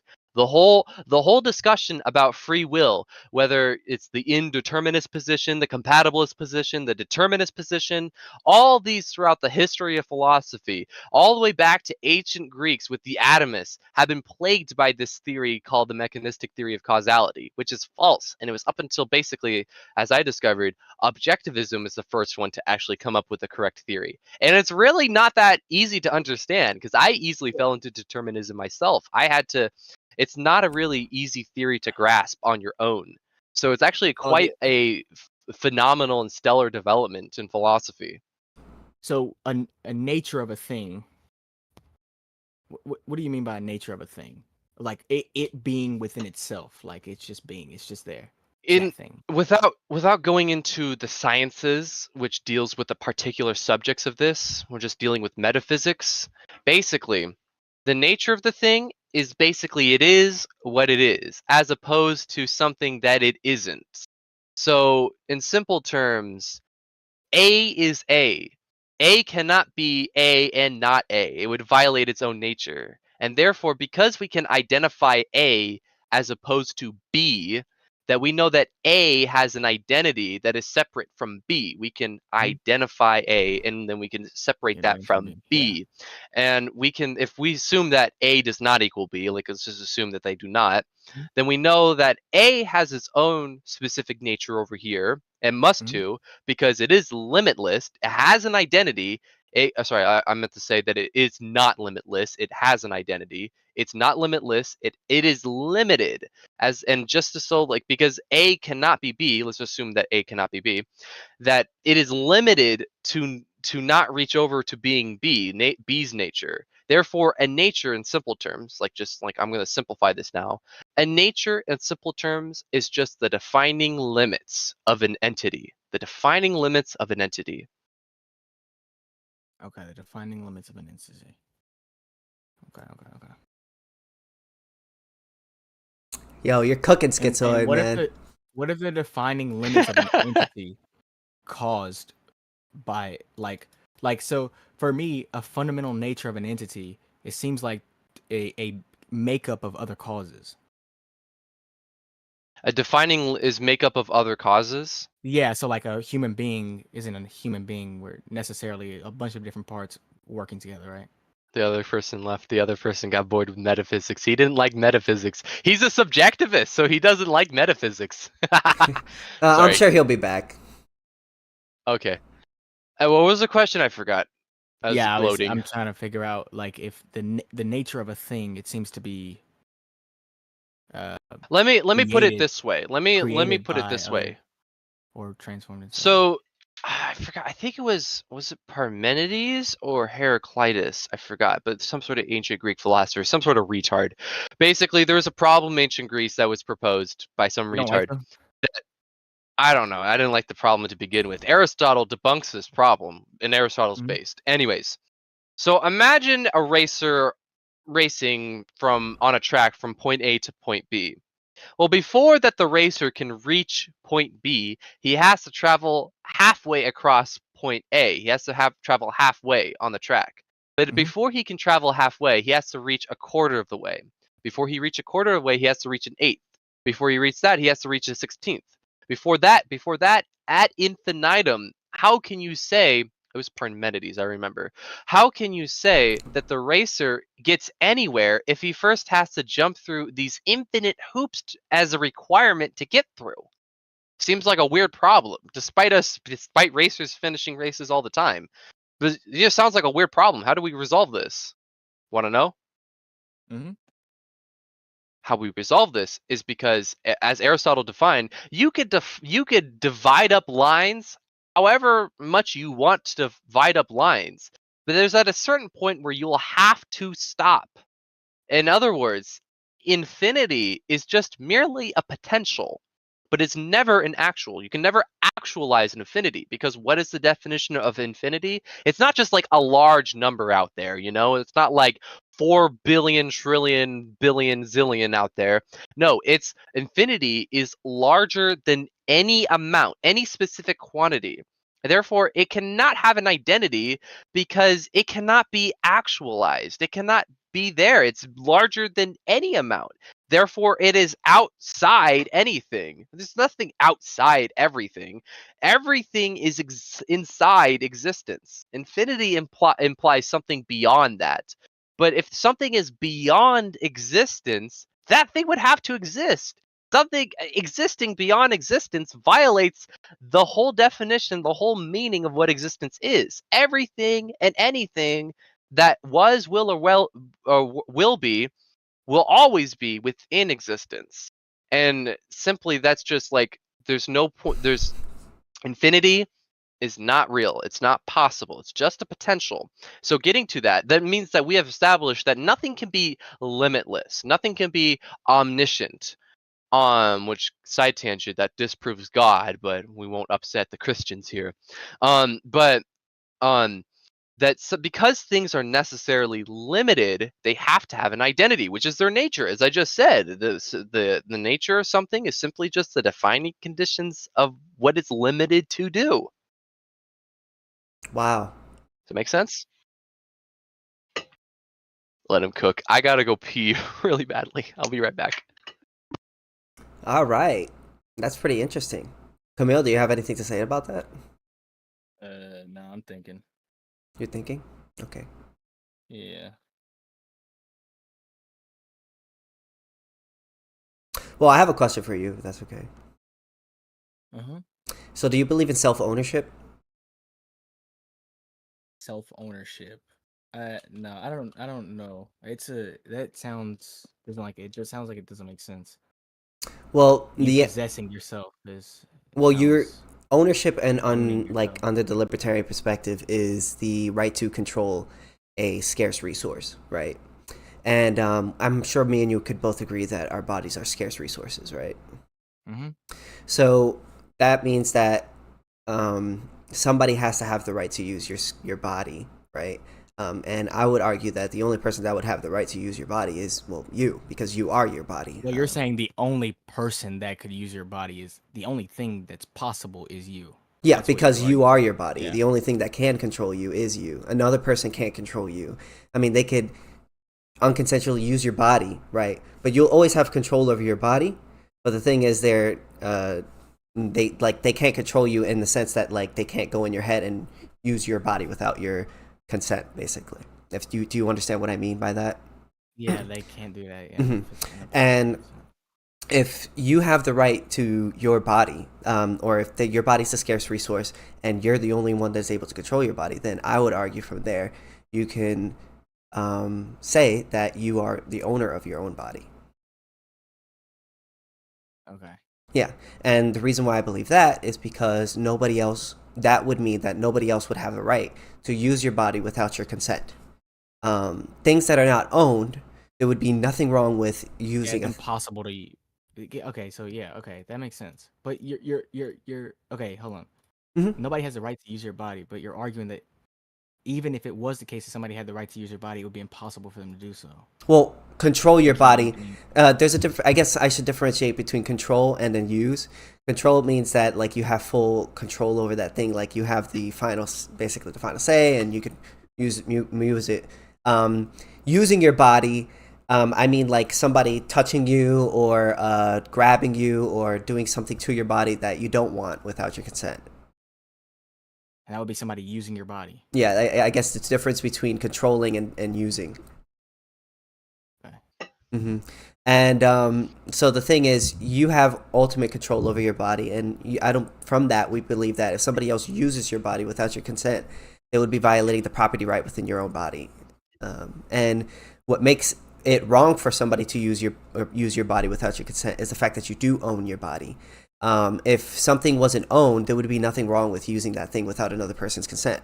So, for instance, it's like I use the cow example. If there's a cow in the middle of a field and nobody owns that cow, there would be nothing wrong with using that cow because nobody owns that cow. So you can milk that cow. And also, another person could come up if you haven't homesteaded the cow. Another person can basically use that cow without your consent because you don't own that cow. Nobody owns that cow, basically. So it's kind of the same thing with like if your body isn't owned by you, well then that would give other people the right to use your body without your consent, essentially. The same thing with a cow. Okay. Mm-hmm. Would you disagree with that, or? No. I gotta think about all of this. I'm like that free will argument like destroyed my fucking mind. So I have to like Thank actually you. think about my brain. Yeah, So honestly, kinda man, hard to use my you know brain, right? what I want to say is that free will argument exactly right there. And you know what? I have a different free will argument too, but we won't get into that. That free will argument also blew my fucking mind and saved me from determinism. I just want to say, I am the Jesus of free will. Mm-hmm. Sorry. Anyways. Any questions for us, Camille? No, not really. The real big argument, it was essentially just the argument I was coming to was not even necessarily. It was just more criticisms of anarcho-capitalism in the sense of like it, like natural rights don't necessarily exist, but through predeterminism, and then that's where I wanted to get. I wanted to get here. And you got here, it I seems. think I got, yeah, I think I got what. Yeah, I think I got what I wanted. My only contention, I guess, with what you said earlier was that you felt like things are owned because based on society. My only issue with that is that if that was true, wouldn't that basically make it so that, like, if somebody wanted to use your body without your consent or some things that you own, you wouldn't see anything wrong with that? If that implies that that people own, if people don't agree that you own your own body, can they use it? Yeah, of course.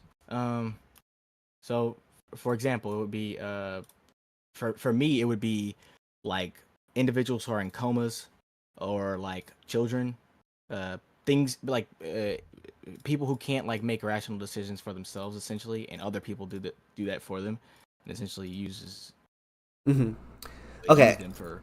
I guess I should use the word aggression then. Commit an aggression then against your body, Aggression? which would be like a violent use of like contradictory actions over another person's body or their property.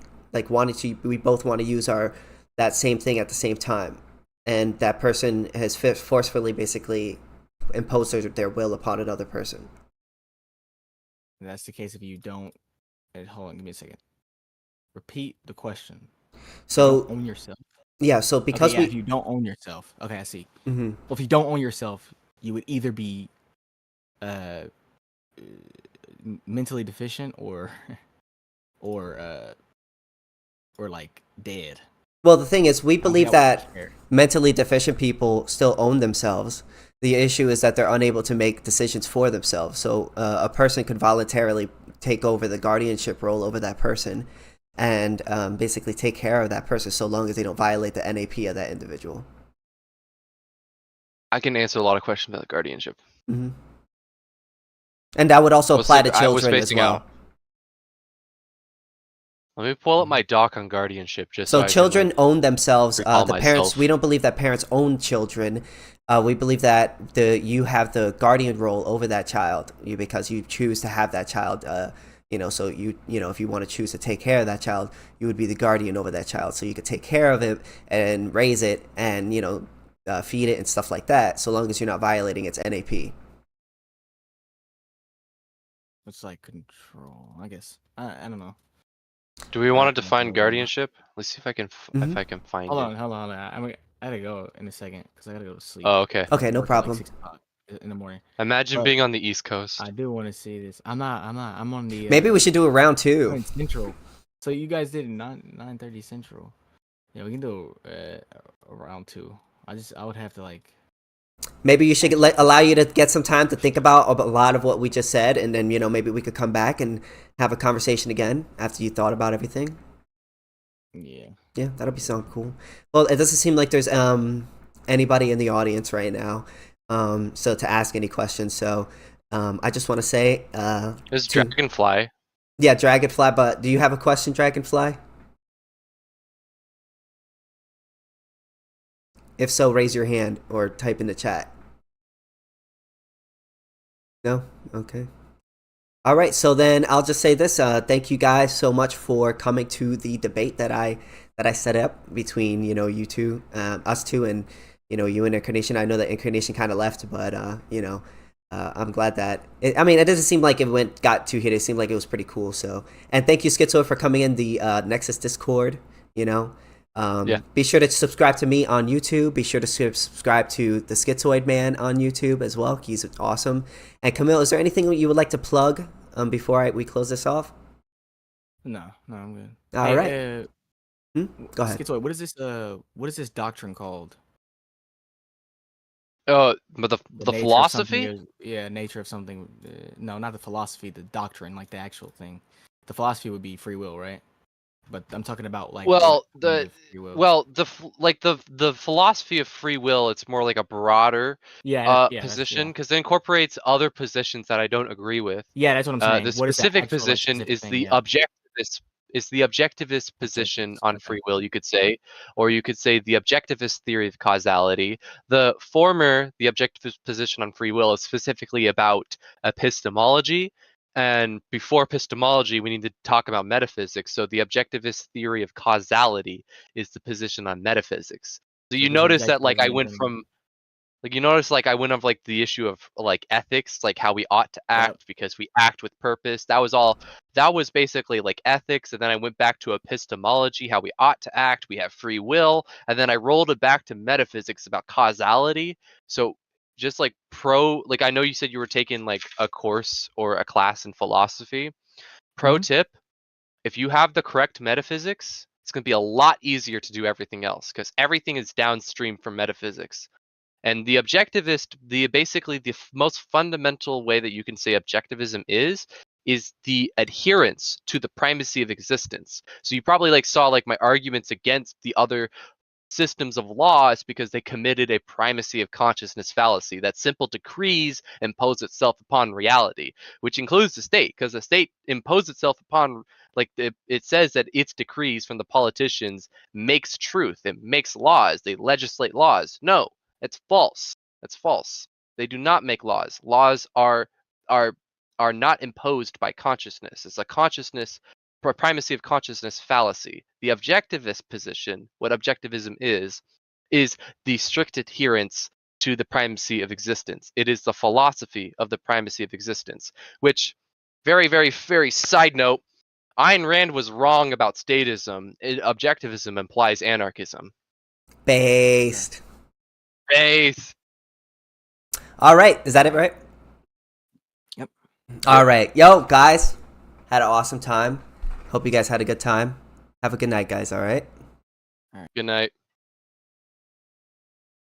All right. Yo, that was super fun. I could confidently say we won that debate. Yeah. Hold on. I think Schizoid's calling me. Is it too? I just realized it's actually late for you. Is this? No, do you we're want to fine. do like an after? Okay, I'm still cool. streaming a little. I'm still streaming though. All right. I need a clip of my rant. That's gonna be a YouTube video. Oh, bro, don't worry. My live stream is going to be on YouTube, so it's like, so you're good. Like it's gonna be, the whole thing is gonna be there, so you're good. You know, you could clip it up and do whatever you want with it. You know. Good. I want to take a little clip. I want to just take a clip of my rant. That's it. Yeah, absolutely. And then you can take everything else. I'm surprised that you did not make a single rape argument. I was so excited. You know what? They didn't really get. They didn't push me too hard on like the self ownership or the stuff like that. Self ownership.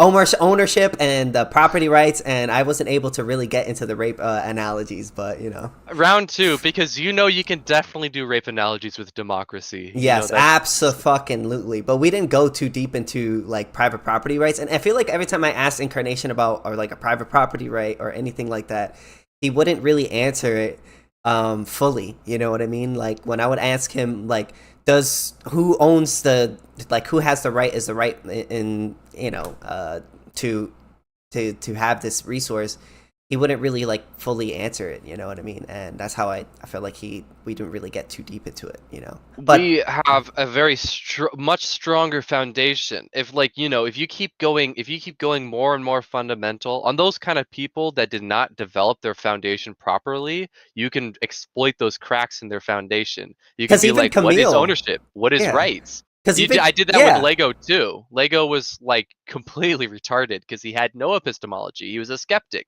He rejected epistemology. He rejected the concept of rights, and so he had no grounds to argue about rights. Yeah, I thought it was kind of funny because like Incarnation was like, it was like, well, the thing that I was trying to establish with the whole like, okay, does he person own it? Does that person own it? Is that obviously that collective ownership cannot solve for conflicts between two individuals. So if like again, if it's like either if the person is able to use that thing without the other person's permission, they're the ones who really owns it because they're the one who controls it. But every time that I would kind of like point that out, he would like move to something else or just not acknowledge it, and I thought it was kind of funny.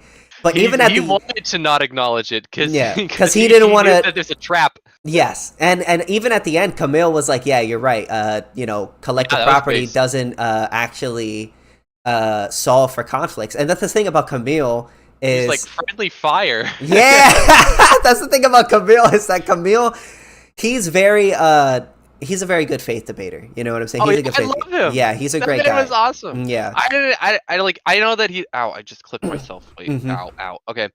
I know that he he was listening. Like Yeah. he didn't necessarily agree. Like he's gotta have to chew on it. But the fact of the matter is that he listened to me. Yes. And I don't even care if he comes to a different position than mine. I respect Camille. I respect him for being like, no, there's something wrong here. Yeah. This collective ownership implies a contradiction. Yes, I'm absolutely. not saying like I like him because he agrees with us. Yeah. I like him because he we has could actual, walk him- like, independent thoughts. I could walk him through like our ideology using hypotheticals, because like with Incarnation, I was like, before we were debating, I was like, okay, so like let's say there's a cow in the middle of the field and nobody owns that cow. Can you use that cow? No, that cow belongs to the land. The land is alive. Blah, blah, blah, blah. Like he would do everything he could to not agree with any premise that I was making so that I couldn't move on to the next thing. But with Camille, I could bring up, okay, let's say there's a cow in the field. Nobody owns that field. Do you have the right to milk that cow? Yeah, you have the right to milk that cow. There's another person who has the right to milk that cow. Yeah, they have the right to. Like, he'll answer the question. He'll answer it good faith. And that's why I felt like Incarnation, I couldn't really do the analogies, was because he wasn't really answering my questions in good faith. It was like I don't know. It was kind of weird. It's gonna make such great shorts. It's gonna be so funny. Yo, if you have a specific short or a section that you think I should turn into a short for you, I'll do it. That collective property right going around and around in like a circle. That was Like kind you of could funny. just clip like a bunch of compilations of like the best moments of that whole entire thing. Yeah. Because you could yeah. definitely just show the every time that he fumbled the ball, tripped and fell over. Yeah. And I think that like he kind of partially agreed with us, because like with the whole like the NAP as well as like the Constitution, was because he's like, oh well, the reason why we have the Constitution, everybody agrees with it. I was like, well, if everybody agreed with the NAP, then wouldn't that also work for the NAP? And he was just like, no, it's not. So it's just like, what's so significant about this piece of paper, that makes it that everyone's going to agree with this piece of paper versus just one principle that we can all agree to? You know what I mean? It doesn't make any sense. Like, how is that much more easier to follow? A large piece of paper with all these amendments. How is that so much better, so much more clear than one does not have the right to aggress? You know what's clear about the U.S. Constitution? Mm-hmm. The Second Amendment gives you the right to keep and bear arms, but the Fifth Amendment takes that away from you, because the Fifth Amendment gives the government the right to take property. Yeah, because like that's so clear. That's like the one thing that I noticed in the debate. The fucking Ninth Amendment. Like, look at the Ninth Amendment. The Ninth Amendment is basically, this is your this is your get out of jail free card. This is like a wild bingo section. Mm-hmm. Like, the Ninth Amendment is like, there's other rights, we don't know about them. Who fucking cares? An eminent domain. Exactly. Yeah, that's how they build the fucking highways. But that's kind of the funny thing about, like, I had a debate with another guy. His name is Synth, about gun control, and like the one thing that I've realized. Was he the mustache guy? No, he's the blonde mustache guy. I don't even remember what he looked like. I was looking at your shorts recently about like this. Oh no, that guy was. Guy. Yeah, that guy was a real piece of work. Yeah.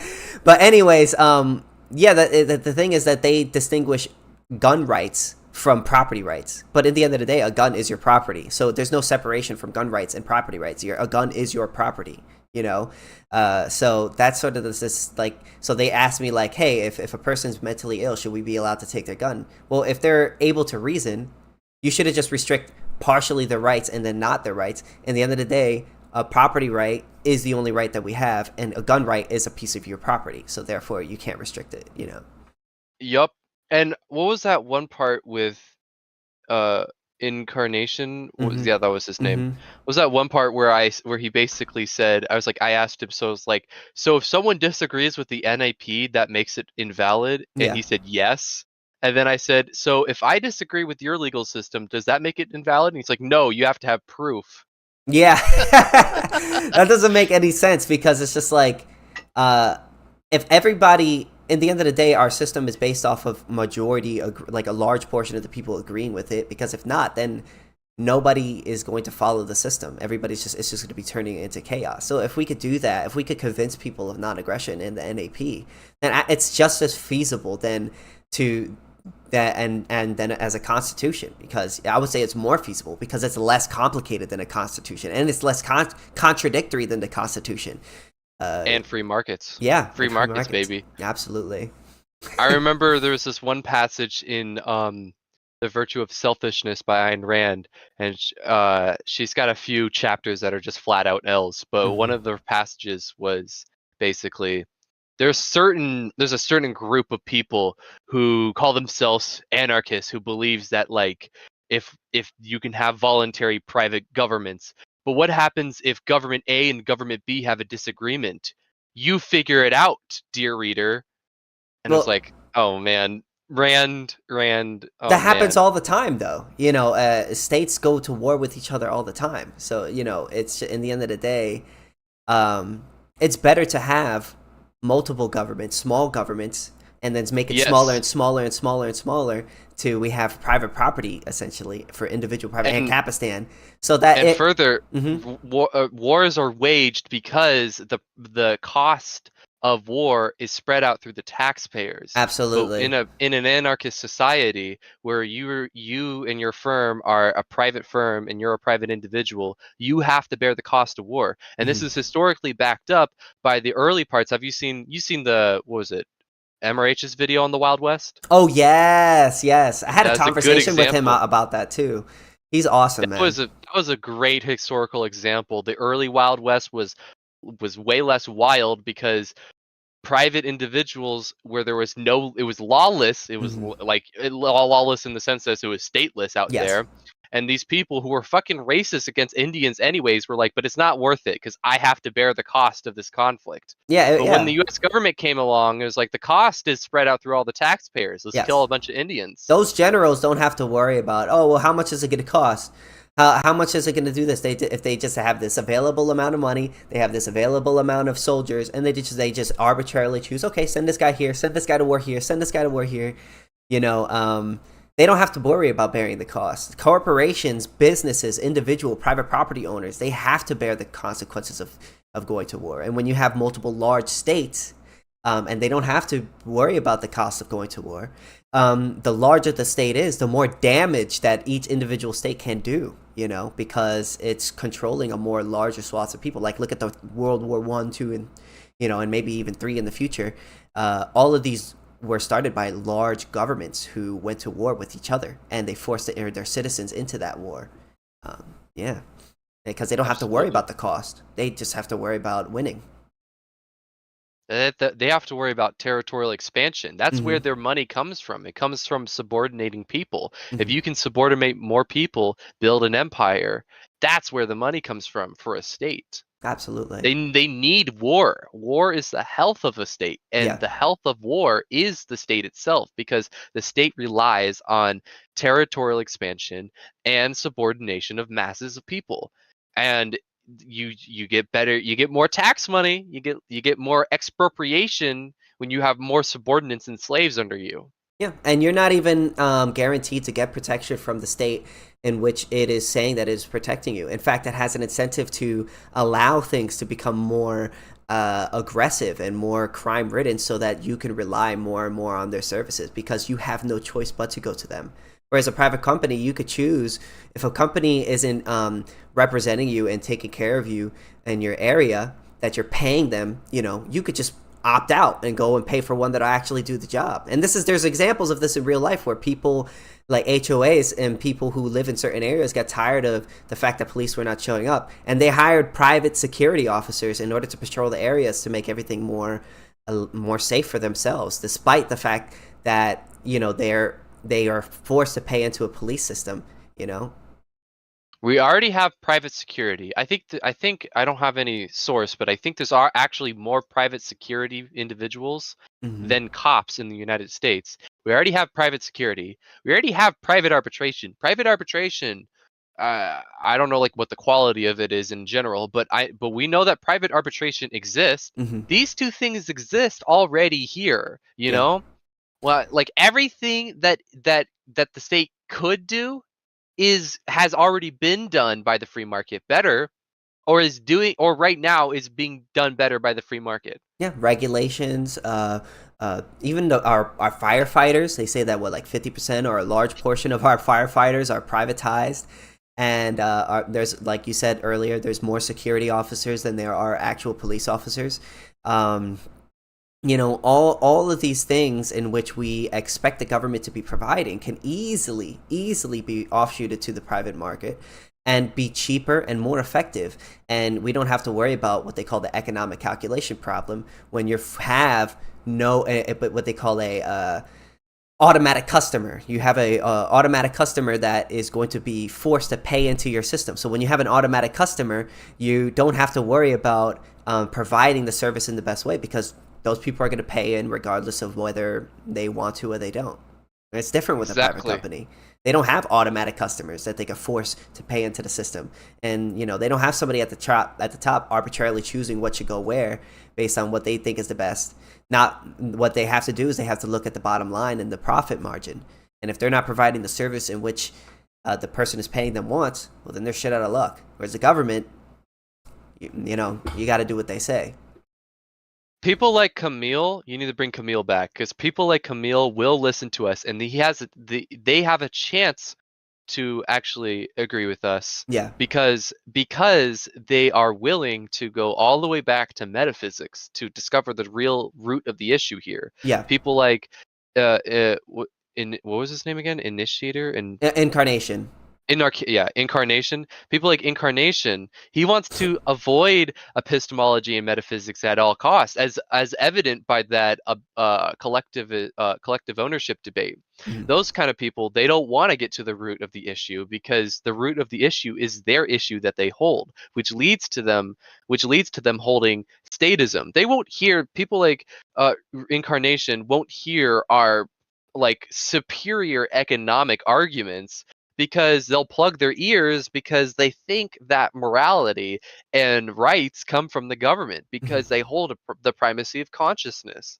Mm-hmm. People like Kamil have a chance to they're like unplugging their ears to listen, and so they have a real chance. Yeah.